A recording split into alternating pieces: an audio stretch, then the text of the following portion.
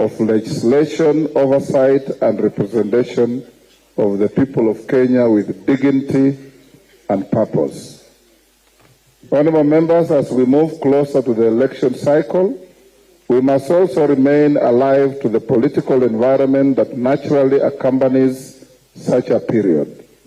Experience teaches us that as political temperatures rise, positions harden, and competition intensifies. These dynamics are inevitable in a democratic society, but they must never be allowed to erode the integrity, dignity, and collegiality of this House.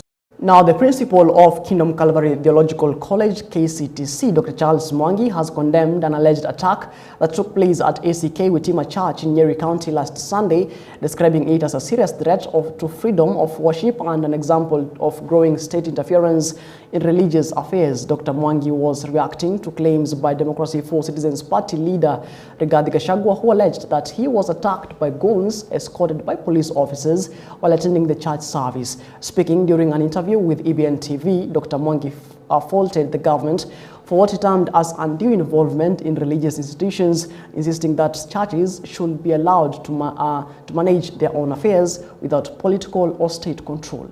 There was an attack of our former Deputy President, E.G. Hayes, Rigathi Gachagua, and I took this as a bishop, that whatever happened in Othaya, Nyeri, it was totally banned. It didn't glorify God. Whether it is politics or not, it wasn't good. That he was attacked by goons. And when I was watching the TV, and I saw GK that belongs to the police, and the former Deputy President doesn't have his own police. He doesn't have his own firearms. He doesn't have his own canisters, tear gas canisters. But what made me feel bad is because of the children and the old mamas who were there, and they were crying because of the tear gas. I do request, because His Excellency, the President of this country, Dr. Samuel Ruto, he is totally aware of all the agents. He is totally aware of the security. And so no one can convince me that he never knew what was not happening. He knew exactly what was happening. And I want, today is 27, and he has not yet spoken. I want to hear him. I want to hear him speaking, because we as the bishops, the members of the clergy, we have come up and we have said we want to know exactly what was happening. Me, I'm not a politician, I am a Bible scholar, and I am a teacher, but politics is part and parcel of the church. But if they want to throw tear gas canisters, why don't they wait somewhere else instead of in the churches? Why don't they wait until those politicians come out of the church and they go on? And so we are still waiting for that. And so it shall be good.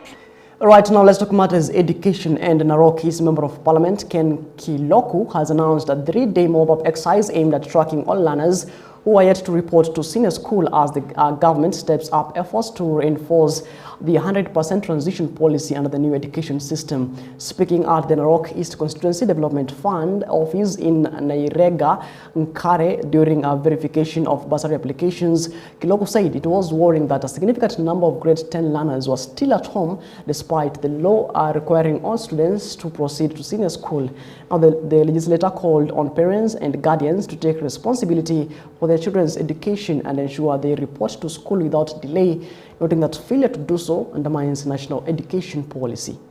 Kwa leo tumejaribu kuangalia mashule zote zile ziko Narok East, tuangalie kama tutalipia wanafunzi wale ambao wako kwa hizo mashule so that wale principals na mashule iweze kuadmit hawa watoto bila taswishi yoyote ama bila kizingizio yoyote.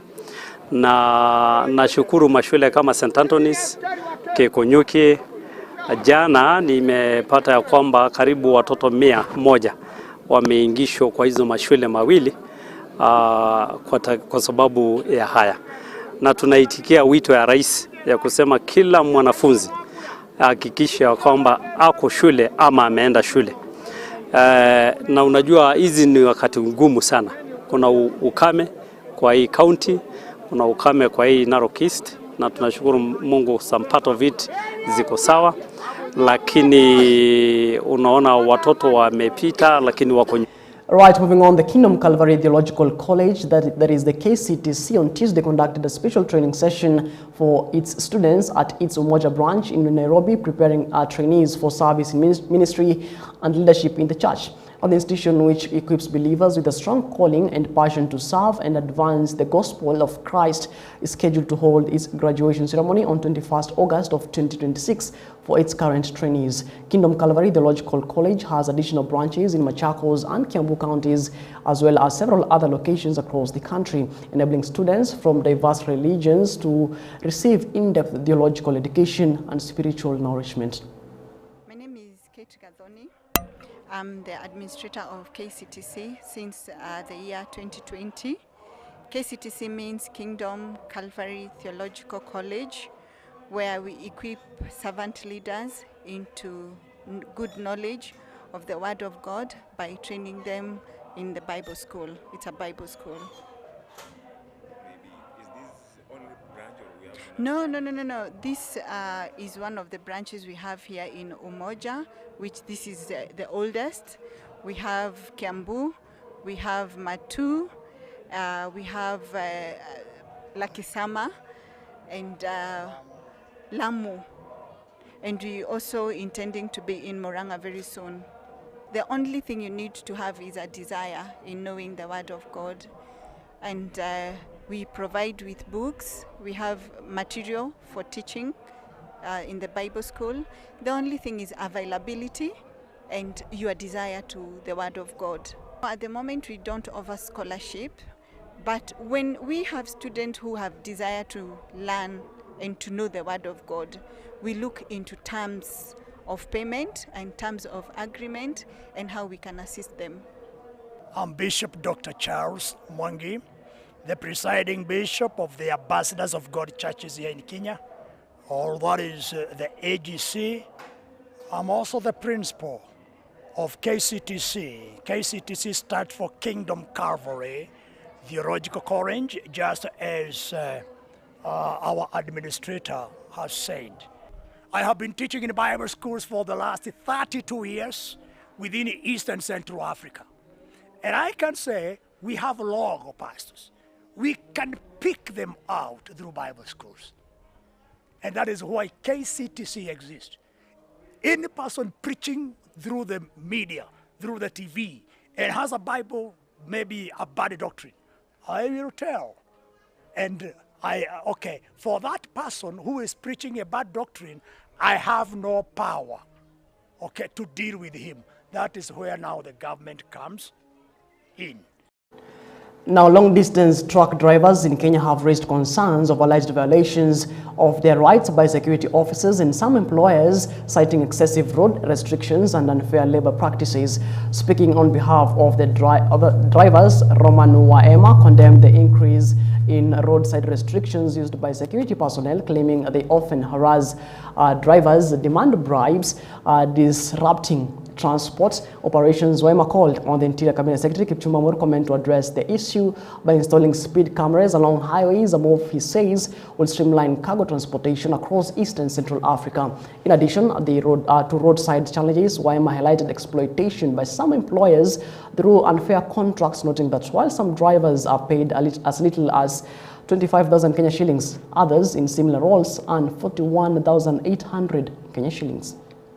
Kumekuwa na maofisa wengi sana wa trafiki na polisi wa kawaida katika barabara zetu, ikielekea kwamba hata unaweza kufikiria nchi iko na vita. na hakuna vita vyovyote, kwa sababu kuanzia Mombasa kwenda mpaka Malaba kuna roadblock zaidi ya 55, na wewe mwenyewe unashindwa hizi roadblock ni za kazi gani katika barabara zetu. Zingine ni za kuchukua pesa kuanzia hapa. Kwanza ukifika Mtito Ndei, hiyo ni kama mahali sasa pa kurokota pesa. Hakuna sheria yoyote ambayo inatumika. Mali ni mahali pia pa kurokota pesa, ni ufisadi ambao umekita mizizi pale. Alright, that particular story takes us on our first breather here on Morning Live, but we'll be back in just a bit.